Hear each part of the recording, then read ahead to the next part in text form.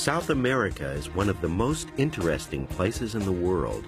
It has 12 countries and nearly 400 million people.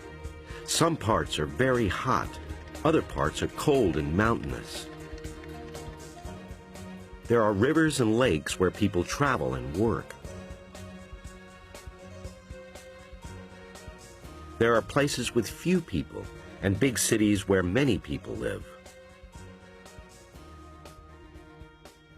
Communicating in a place as big as South America is not easy. It reaches from the equator to Antarctica.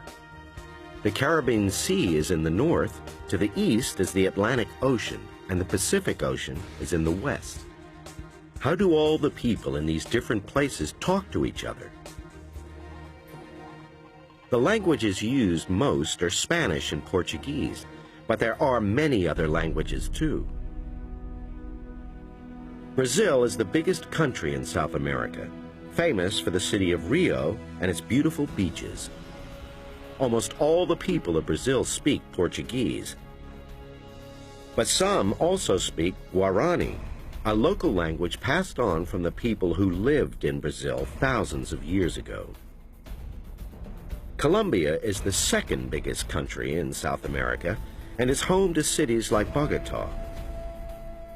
Most Colombians speak Spanish, but a few hundred people still speak a language called Huitoto. In fact, Colombia once had 68 other languages, but only a few of them remain. Argentinians are also mostly Spanish speakers. 1.5 million of the people speak Italian too. And just like Brazil and Colombia, there are some local languages that have been spoken for thousands of years. Some, like Vilela, only have 15 or 20 speakers left. But why is it that these old languages are not as popular as Spanish and Portuguese?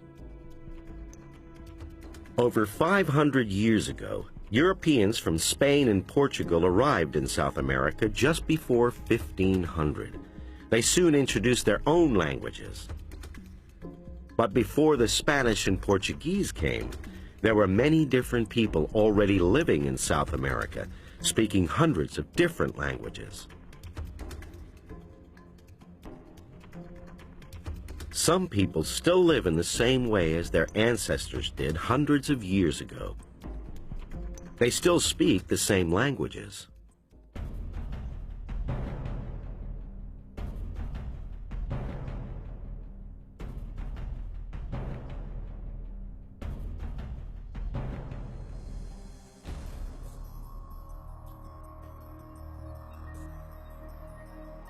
The ancient cities and places where these languages started have mostly gone now.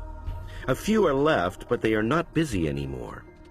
There are places for tourists to visit, like Machu Picchu in the Andes Mountains. Many people hope that the same thing doesn't happen to the old languages of South America. They hope that people will continue to speak them.